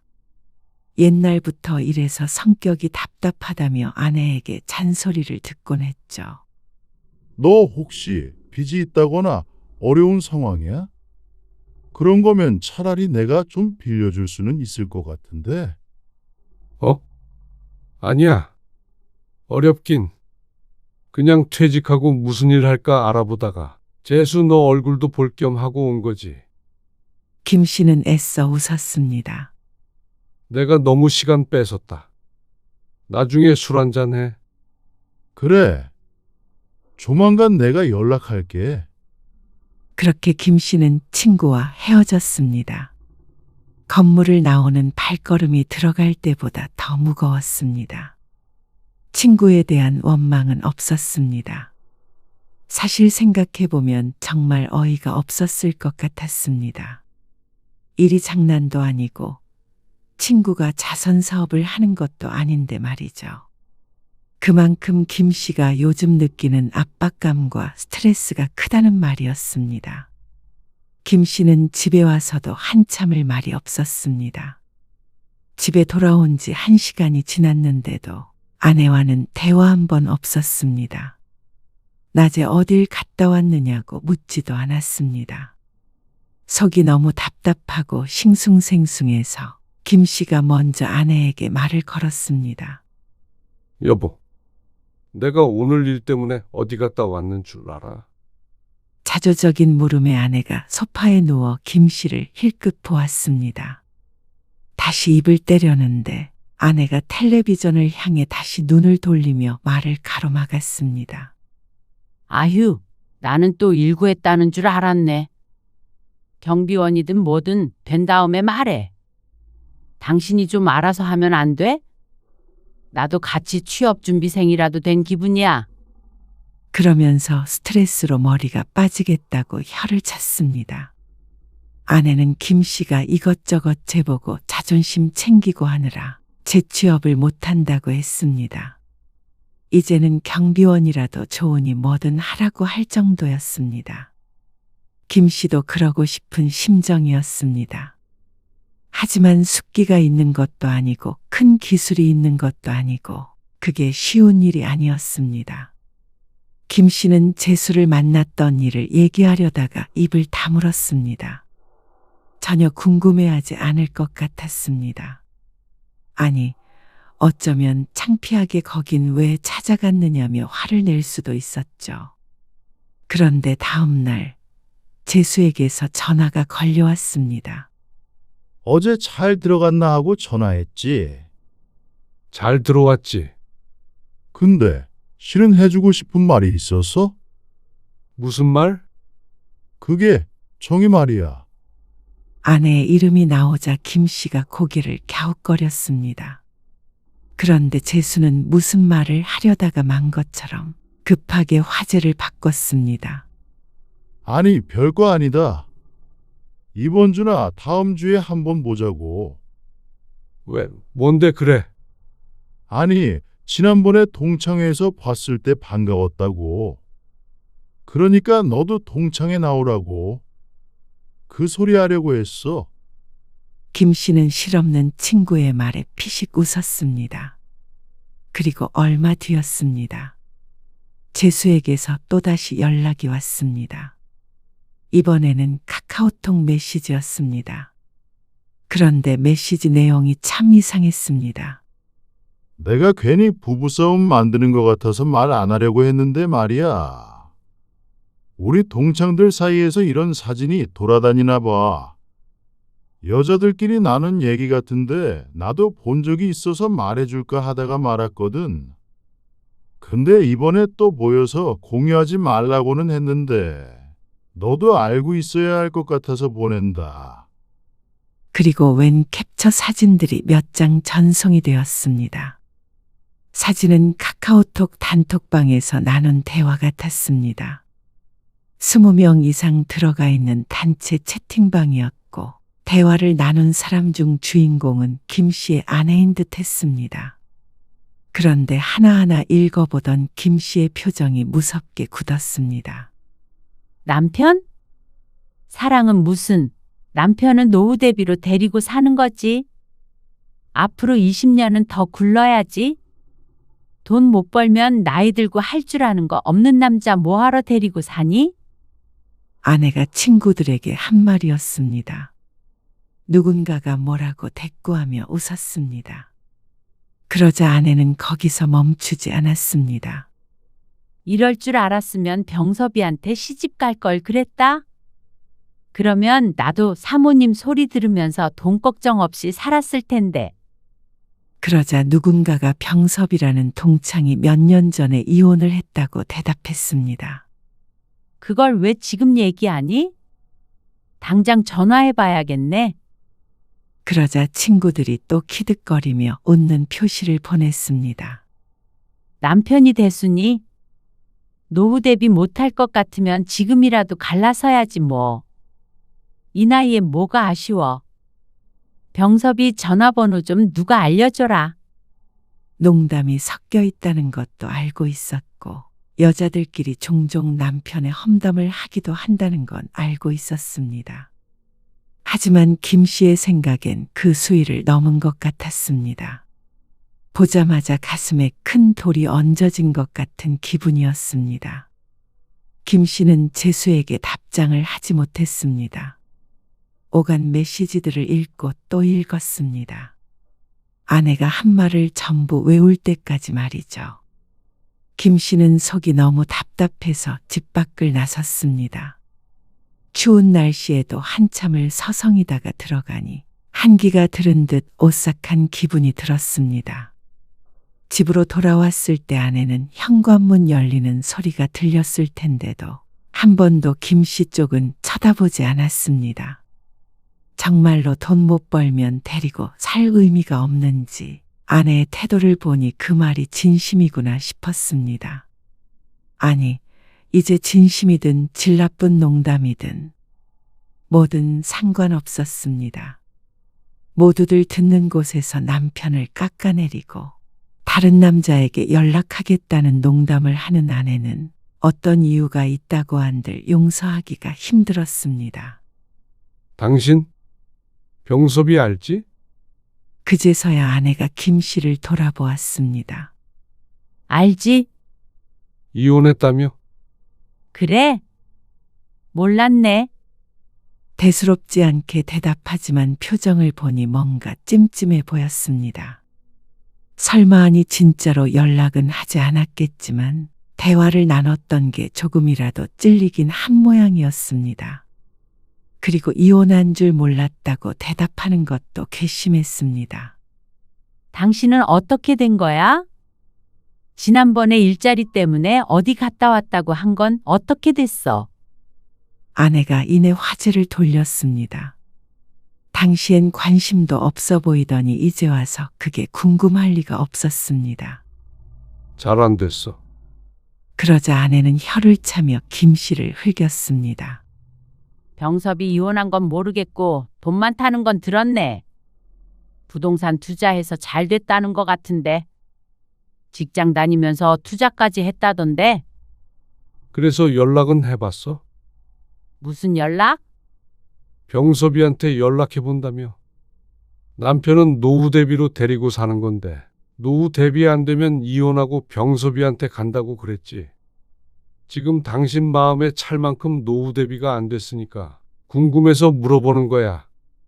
김 씨의 질문에 아내가 눈을 동그랗게 떴습니다. 혼란스러운 눈치였습니다. 그러면 그 여러 사람이 들어있는 단톡방에서 나눈 대화가 비밀 유지가 될 거라고 생각했던 것인지, 다른 여자 두어 명이 그러면 자기는 누구한테 연락해 보겠다며 재력이 있는 남자 동창들의 이름을 언급했는데 그 때문인지 남자들 사이에서도 사진이 오갔던 것 같았습니다. 그거? 아, 어떻게 알았어? 그냥 농담으로 한 거야. 농담. 역시나 농담이라는 아내. 다른 변명을 할 수조차 없겠죠. 설마 그런 걸로 삐지고 그런 거 아니지? 병섭이는 그냥 재미로 한 말이고 연락처도 몰라. 그리고 노후 대비란 말은 나쁜 뜻 아니야. 다들 그렇잖아. 나이 들고 그러면 서로 의지하면서 사는 거지. 당신은 내 노후 대비고 나도 당신의 노후 대비고 뭐 그런 뜻이었어. 그래. 오해 안 해. 김 씨의 대답에 아내는 의외라는 표정을 지었습니다. 이번에는 아무리 김 씨라도 화를 낼 줄 알았던 모양이었습니다. 하지만 김 씨는 아내에게 언성을 높이지 않았습니다. 오히려 김 씨의 마음은 놀라울 정도로 평온했습니다. 그리고 그건 화가 나지 않았다는 뜻은 아니었죠. 그리고 한 달 뒤 김 씨는 일자리를 구했습니다. 경비 일도 택시 기사도 아니었습니다. 김 씨는 퇴직했던 회사의 자회사 중 하나의 실무 보조로 재취업하게 되었습니다. 계약직이었지만 그래도 비교적 안정적인 일이었습니다. 관련 실무 경력이 길기에 가능한 일이었죠. 물론 정과는 비교도 안 되는 급여였지만 그래도 먹고 사는데 전혀 문제가 되지 않았습니다. 60세가 넘은 나이에 이 정도 대우를 받으며 일할 수 있는 곳은 많지 않았죠. 아내와의 일 이후로 김 씨는 눈에 불을 켜고 일자리를 찾았는데 그때 동아줄처럼 예전 회사 계열사 공고를 발견하게 된 것이었습니다. 그러자 아내는 너무나도 기뻐했습니다. 경비 안 하길 잘했다. 그치? 아내는 빼앗겼던 연금을 되찾은 듯한 반응이었습니다. 아내는 웃었고 김 씨는 웃지 않았습니다. 첫 출근 후 주말이 되었을 때 김 씨는 아침 일찍 거실에 앉아 있었습니다. 8시쯤 되자 아내가 잠옷 차림으로 나왔습니다. 아침 먹어야지. 빨리 차려. 아내는 어리둥절한 표정을 지었습니다. 갑자기 왜 이래? 이 시간에 무슨 아침이야? 평소에는 아내에게 밥 차리란 말을 잘하지 않았습니다. 주말에도 보통 아내는 9시 넘어서 일어났고 밥은 11시쯤 아침 겸 점심을 먹곤 했습니다. 뭐가? 아침 먹자는 게 이상해. 일하는 남편 밥도 안 차려주게? 뭐? 말투가 좀 그러네. 아내는 황당하다는 반응이었습니다. 배고파 밥 차려. 아내는 이 양반이 뭘 잘못 먹었나 하는 표정을 지었지만 황당해하면서도 부엌으로 갔습니다. 오죽 배가 고팠으면 그럴까 싶었는지 말이죠. 혹은 요즘 아내가 기분이 좋아서일 수도 있었습니다. 국이 싱겁네. 아침을 먹으며 김 씨가 말했습니다. 간 제대로 맞춰. 뭐? 당신이 언제부터 음식 타령을? 내가 회사에 다니듯이 이것도 당신 직업이잖아. 그러면 제대로 해야지. 뭐? 진짜 왜 이래? 김 씨는 숟가락을 내려놓았습니다. 아니, 밥 차리라고 그럴 때는 언제고? 안 먹게? 김 씨는 일어나서 안방으로 들어갔습니다. 아내가 투덜거리는 소리가 방 안까지 들렸습니다. 그리고 12시 반쯤 김 씨는 또다시 아내에게 말했습니다. 점심 차려? 밥을 또 먹어? 아니, 그러니까 아까 먹을 때 먹지. 아니면 당신이 라면 끓여 먹어. 나도 좀 쉬게. 밥도 안 해주면 당신 하는 일이 뭐야? 뭐라고? 내가 당신 밥 해주는 사람이야? 아니야. 나는 나가서 돈 벌어오는 사람이고 당신은 집에서 밥하고 빨래하는 사람이지. 아내는 얼이 빠진 듯 말이 없었습니다. 그러니까 당신 할 일 해. 아니, 어떻게 그런 식으로 말해? 그게 평생 당신 밥 차려준 사람한테 할 말이야? 왜? 우린 서로에게 노후 대비 아니었어? 나도 당신한테 노후 대비고 당신도 마찬가지고. 나도 그래서 다시 취직했잖아. 그러니까 당신도 내 노후 대비 역할을 잘 내야 할 거 아니야. 그제서야 아내는 김 씨의 심경에 어떤 변화가 있는지 눈치챘습니다. 여보, 전에 그 일 때문에 그런 거라면? 아니, 밥 차려. 김 씨는 안방으로 쑥 들어가 버렸습니다. 한참 뒤에야 달그닥거리며 부엌에서 무언가를 하는 소리가 들렸습니다. 그리고 잠시 뒤 아내가 밥을 먹으라며 김 씨를 불렀는데 할 말이 참 많아 보였습니다. 둘은 식사하는 동안에 서로 한마디도 하지 않았습니다. 식기 부딪히는 소리만 들려왔습니다. 주말은 그렇게 지나갔고 평일에도 마찬가지였습니다. 김 씨는 평소엔 잘 먹지 않던 아침 식사를 차리라고 했고 아내는 또 별 수 없이 밥을 차렸습니다. 그리고 저녁에도 똑같았죠. 그렇게 서로 할 일만 의무적으로 하며 지냈습니다. 그러던 어느 날이었습니다. 요즘 남편이 이상해. 몰라? 나한테 막 이래라 저래라 하는데 그냥 비위 맞춰주고 있어. 취직도 했고 그러니까 봐준다. 아, 근데 불편하면 주말에라도 좀 외출 좀 하면 될 거 아니야? 왜 집에만 있어서 사람 숨 막히게 하는지 모르겠어? 마음 같아서는 확. 이혼? 얘도 참.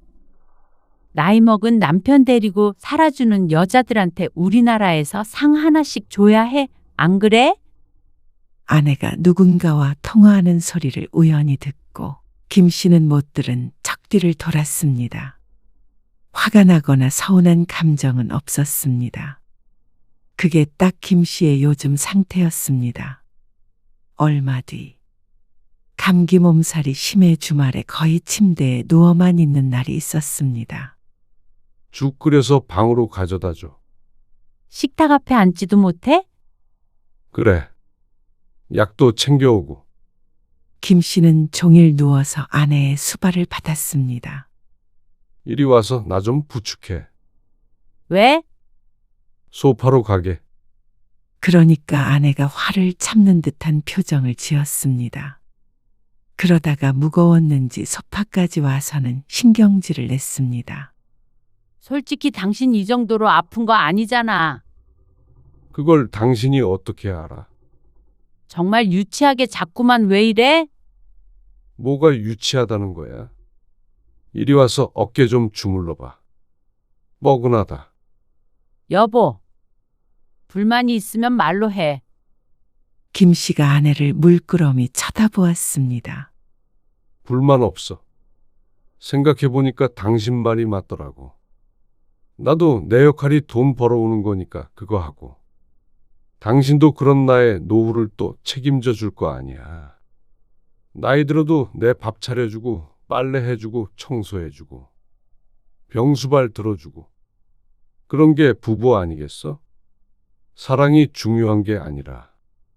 뭐? 당신 정말 나를 그렇게 생각해?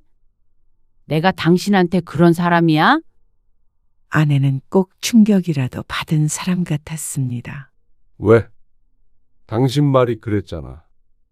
여보, 말을 왜 그렇게 꼬아서 듣는 거야? 나는 그냥 농담으로 했던 말이고, 그리고 당신한테 돈 못 벌어온다고 뭐라고 한 게 아니잖아. 돈 못 벌면 데리고 있는 의미가 없다고 그랬나? 뭐라고 그랬지? 다 외웠었는데 잊어버렸네. 아, 앞으로 20년은 더 굴려야 한다고 그랬나? 그러니까 당신도 20년 더 굴러. 그래서 자꾸만 나 부려먹는 거야? 나는 당신 기분 상한 거 같아서 그거 맞춰주려고 노력했어. 근데 이렇게 유치한 이유야? 내가 당신 부려먹었어? 이상하네. 그러면 당신도 여태 나 부려먹은 거야? 그러자 아내는 말을 못했습니다. 당신이 한 말에 책임을 져야지. 당신이 한 행동에도 다 농담이었다니까? 나한테 그런 농담을 했다면? 글쎄, 슬펐겠지. 근데 나도 함께 알고 있는 동창들에게 그런 말을 한 건 내가 너무 비참하지 않니? 안 그래, 정이야? 내가 뭐 틀린 말 한 것도 아니잖아. 남들 나이 먹고도 다 안정적으로 돈 버는데 당신은 취직 하나 못해서. 내가 재수한테까지 가서 일 좀 시켜달라고 부탁했다. 그건 알아. 나도 필사적으로 노력했어. 근데 당신은 뒤에서 그런 말을 하고 다녔다는 거잖아. 내가 당신이랑 앞으로 무슨 마음으로 살아야 해? 그런다고 이런 식으로 나오면 안 되지. 나 더 이상 당신 뒤치다거리 하는 거 안 해. 내가 밥 차리란다고 밥 차리는 식모야? 그래? 그러면 나는 회사 그만둘게. 뭐? 진짜 작정을 했구나? 그러면 내가 뭐 무섭다고 할 줄 알아? 아, 당신은 이 나이에 이혼도 안 무섭다고 했지. 그러자 아내가 멈칫했습니다. 그러더니 도리어 화를 내며 말했습니다. 그래? 안 무섭다. 이혼하면 내가 손해인 줄 알아? 이혼하면 여자들은 잘 살아. 고독사 하는 노인들? 다 남자야.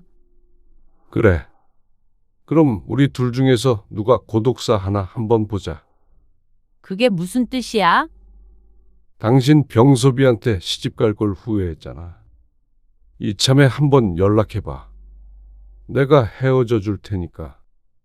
여보, 자신이 했던 말들이 부메랑이 되어 돌아오자 아내는 자꾸만 김 씨를 부르기만 할 뿐 달리 반박하지 못했습니다. 일이 이렇게 될 줄 몰랐다는 듯이 자꾸만 발을 동동거렸습니다. 내가 미안해. 당신에 대해 그렇게 말한 거 미안해. 어? 그 카톡 내용 때문에 이런다고 생각해. 나 퇴직하기 전부터 당신 나한테 어떻게 했어? 내가 어떻게 했는데? 몰라, 기억 안 나? 내가 바보라서 가만히 듣고만 있었던 거야. 당신 돈 벌어오라고 화내고 빨리 일자리 알아보라고 짜증내도 참았어. 근데 앞으로도 그렇게 살 자신은 없다. 아내는 망연자실에서 자리에 주저앉았습니다. 얼굴엔 두려움도 보였습니다. 이혼 같은 거 두렵지 않다더니 사실은 아니었던 모양인지. 하지만 김 씨는 더는 아내에게 시선을 두지 않았습니다. 할 만큼 했습니다. 속 시원하다고 할 순 없지만 도구 취급당했던 자신의 심정을 아내도 어느 정도 느끼긴 했을 거라고 믿었습니다. 김 씨는 2달 뒤 이혼 서류에 도장을 찍었습니다. 아내는 그렇게는 못하겠다고 버텼지만 김 씨의 결심이 확고했습니다. 소송까지 불사하겠다는 말에 아내는 며칠간 고민했습니다. 협의 이혼하는 대신에 김 씨와 아내는 재산을 반으로 나누기로 했습니다. 그리고 김 씨는 살던 아파트에서 나와 작은 아파트를 전세로 구했습니다. 마지막으로 보았던 아내의 얼굴엔 분노와 후회, 두려움이 뒤섞여 있었습니다. 정 같았으면 어서 달려가 위로해줬을 텐데 이제는 남일 뿐이었습니다. 그리고 김 씨는 잘 지냈습니다. 사실 매일같이 출근을 하니까 혼자 있는 시간을 온전히 느끼는 것은 주말뿐이었습니다. 하지만 아내와 제대로 소통하지 않게 된 기간이 길었기에 크게 다른 것 같지 않았습니다. 아침은 원래 잘 먹지 않았고 점심은 회사에서 그리고 저녁엔 대부분 사 먹었습니다. 가끔씩 라면도 끓여 먹고 반찬도 사다가 차려 먹곤 했지만 그마저도 귀찮을 때가 많았습니다. 그럼에도 불구하고 김 씨는 잘 살아갔습니다. 아내가 말했던 고독사를 하게 되려면 아직 수십 년은 남은 것 같았습니다. 그리고 정확히 2달 뒤 아내가 전화를 했습니다. 설마 전화를 걸어올 줄은 몰랐기에 김 씨는 번호도 바꾸지 않은 채였습니다. 나야. 아내의 목소리는 많이 지쳐 있었습니다. 예전에 날카롭고 자신만만하던 목소리가 아니었습니다. 무슨 일이야? 그냥 안부나 물으려고. 잘 지내? 잘 지내지? 침묵이 흘렀습니다. 회사는 잘 다니고? 그렇지. 당신은? 무슨 일 한다던데? 지난주에 딸들과 통화를 하다가 들은 말이었습니다. 그런데 아내는 대답이 없었습니다. 혹시 우리 다시 잘해볼 가능성은 없는 거야? 나도 반성 많이 했어. 노후 대비 뭐 그런 얘기 했던 것도 그렇고 당신한테 그렇게 대했던 것도 그렇고. 아니, 달라질 건 없어. 이제 각자 스스로 노후 대비하며 살게 된 것뿐이야. 난 잘 지내니까 당신도 잘 지내. 김 씨는 전화를 끊었습니다. 서로 같은 처지에 같은 조건으로 이혼을 한 것이기 때문에 아내도 무슨 일이든 한다면 먹고 살 수 있을 것이었습니다. 그것이 고된 일이든 아니든 간에 말이죠. 김 씨는 그날 이후로 전화번호를 바꿨습니다. 김 씨는 혼자 먹는 저녁 식사에도 이제는 완전히 익숙해졌습니다.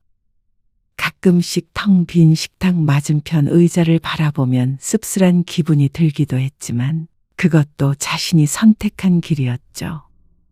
30년을 함께 살았던 부부가 결국 서로를 도구로만 여기게 되었다는 사실이 김 씨에게는 이혼보다 더 아픈 상처로 남았습니다.